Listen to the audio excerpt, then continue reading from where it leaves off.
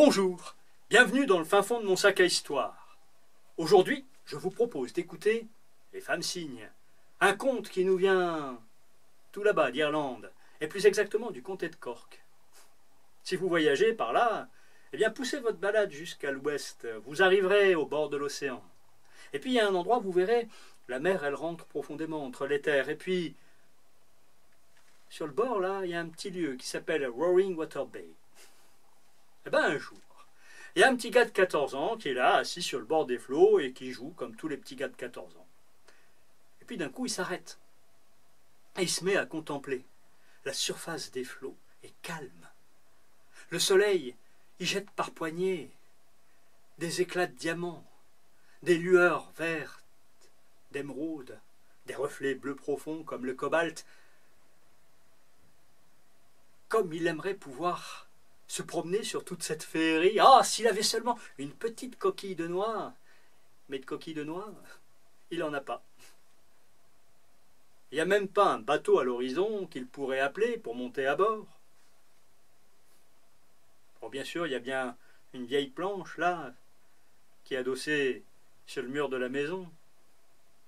Et puis d'un coup, il voit 3 beaux oiseaux blancs, surgis dont il ne sait où, et qui nagent à la surface des flots, qui tracent des entrelacs gracieux. Ils sont nimbés d'une lumière, et lui, il n'a qu'un désir, ça serait de pouvoir s'approcher des oiseaux et toucher leur plumage. Et il a l'impression, au bout d'un moment, que les oiseaux viennent vers lui. Oui, oui, il s'approche du bord. Alors, comme un fou, il retourne à la maison, il rassemble dans un poêlon toutes les miettes de pain qu'il trouve au fond de la huche, et puis, quand il revient, les oiseaux sont tout près du bord. Alors il leur lance les miettes et les oiseaux viennent les manger. Et il n'a qu'un désir, ça serait de pouvoir passer ses doigts dans leurs plumes, qui ont l'air si soyeuses et si douces. Mais les oiseaux ne s'approchent pas assez du bord. Alors, d'un coup, il s'empare de la planche qui est adossée sur le mur de la maison, il la met sur les flots, il s'assoit dessus, et puis avec ses mains, eh bien, il se met à ramer. Il pagaille, et puis, à sa volonté, il avance, et il se met à suivre les oiseaux. Et quand il s'approche assez, eh bien, il est presque à pouvoir les toucher, que ceux-ci, hop, s'éloignent encore un peu plus. Mais jamais assez loin. Alors toujours il avance, toujours il rame. Et quand au bout d'une heure il a bien ramé et qu'il est fatigué, il se met à regarder où est-ce qu'il se trouve. Et il est en plein milieu des flots, en plein milieu de la mer. Et le bord est déjà assez loin. Son visage change de couleur. Et il faut croire que les oiseaux s'en aperçoivent, parce que les voilà qu'ils se rapprochent petit à petit de la planche. Et ils sont maintenant tout proches, leur regard est doux et bienveillant. Et ils sont si proches, et lui, il retrouve toute l'envie de pouvoir les toucher. Il y a le plus beau qui s'approche là, il est à portée du bout de doigt, il pourrait juste effleurer la surface de son plumage. Alors il tend le bras, il tend la main, et puis la planche finit par basculer, parce que tout le poids est porté d'un côté, et lui, il se retrouve dans l'eau verte et bleue de la mer. Et quand il revient de son saisissement, quand il ouvre les yeux, il est allongé dans un beau lit de plumes. C'est doux, c'est chaud. Et il y a 3 belles dames à son chevet qui le regardent avec un regard doux et bienveillant. Bonjour. Sais-tu ce qu'il t'est arrivé et comment tu es parvenu ici, lui demande la première. Non, madame. Et la seconde lui dit, si tu veux, tu peux rester avec nous. Et la troisième ajoute aussitôt, oui, mais sache qu'après 3 jours passés en notre compagnie, il te sera difficile de retourner chez toi, tant la lumière et le vent blesseront ton regard. Mais moi je veux bien rester avec vous. Oh, je vous promets que je resterai toute ma vie ici. Le petit gars, il est tellement enchanté. Les dames, elles sont si belles qu'il ne saurait trouver de mots pour les décrire, et l'endroit est si beau qu'il pense que ça pourrait bien être le paradis. Alors, ses belles amies l'entraînent. Elles lui font visiter la maison, chaque pièce regorge de trésors merveilleux.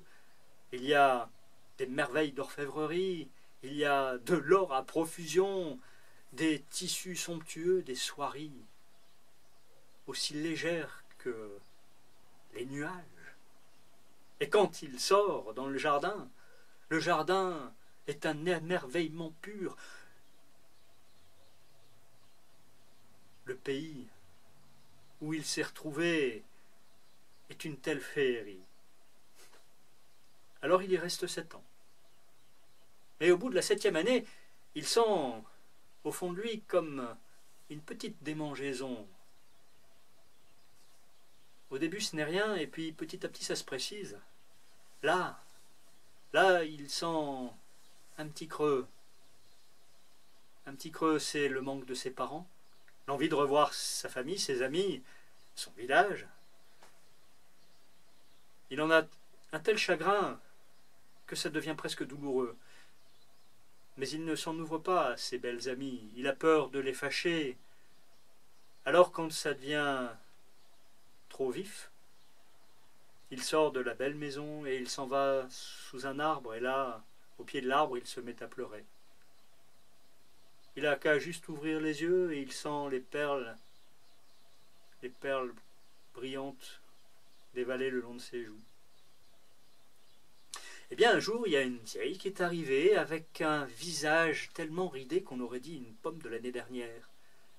Et puis une bouche tellement édentée que quand elle parlait, eh bien, elle sifflait plutôt. Elle chuintait.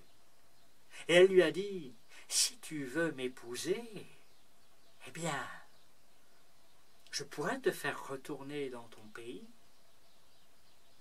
Et lui, il a dit, « Je ne vous épouserai pas, quand bien même vous posséderiez tout l'or du monde, hors de question que je vous suive. » Alors elle s'est dissipée comme une mauvaise buée. Et aussitôt après, les 3 belles dames sont arrivées. Et la première lui a dit, « Nous te remercions d'avoir fait cette réponse. » Et la seconde a dit, « Comme tu as eu la bonne réaction, eh bien, nous souhaitons te récompenser. » Et la troisième a ajouté, « Comme nous savons que tu veux retourner chez toi, eh bien, nous allons te le permettre. » Et le temps d'un battement de paupières, il s'est retrouvé allongé sur le frais gazon, au bord de l'eau. Quand il s'est relevé, il a vu à la surface des flots, sur la mer verte, grise et bleue, 3 beaux oiseaux qui ont incliné la tête comme pour le saluer et lui dire une dernière fois adieu, et chacun leur tour, ils ont disparu au fond de l'eau. Il ne sait pas où ils sont partis, il ne les a plus jamais revus. Juste après, il est allé à la maison qui était à côté, c'était la maison de ses parents. Il a toqué à la porte et quand on lui a ouvert, il a vu sa mère qui avait bien vieilli, et quand elle l'a vu, elle a su que c'était son fils, elle l'a pris dans ses bras, elle l'a serré, et son père lui a fait fête, ils étaient heureux. Cet enfant qu'il croyait disparu depuis longtemps, il le retrouvait enfin. Alors quand il leur a raconté où est-ce qu'il était allé, eh bien ils l'ont cru, tellement ils avaient peur de le perdre à nouveau. Mais quand il racontait son histoire aux villageois, oh bien entendu, la demeure était merveilleuse, bien entendu, les 3 amies étaient si belles, mais personne ne le croyait. Et à partir de ce moment-là, chaque jour il retournait au bord des flots. Il avait l'espoir de pouvoir apercevoir les 3 cygnes, mais jamais il ne les voyait, et au fil du temps, le vent et la lumière lui ont blessé le regard à tel point qu'il devait plisser les yeux, et il les a tellement plissés que ses paupières sont restées soudées. Et quand quelqu'un s'approchait de lui, alors il racontait l'histoire parce qu'il voyait le pays merveilleux où il était allé derrière ses paupières closes. Et puis un jour, il s'est levé et il est parti sur les chemins pour aller raconter son histoire à qui voulait l'entendre. de hameau en village, de bourg en faubourg. Il racontait, il racontait, il racontait le beau pays où il était allé, il racontait les belles dames, et plus il racontait, plus il avait l'impression d'y retourner, et il y vivait d'autres aventures qu'il pouvait à nouveau partager. Et quand les gens l'écoutaient, ça leur faisait tellement de bien qu'ils étaient heureux. Et lui, à force de raconter, ben il faut croire qu'il a trouvé le passage, parce qu'un jour on ne l'a plus jamais revu, on ne sait pas ce qu'il est devenu. Mais les gens se sont souvenus de ces histoires. Et ont continué, eux, à les raconter, et c'est comme ça que moi je les connais et que je peux les partager avec vous. L'histoire des femmes cygnes se termine ici.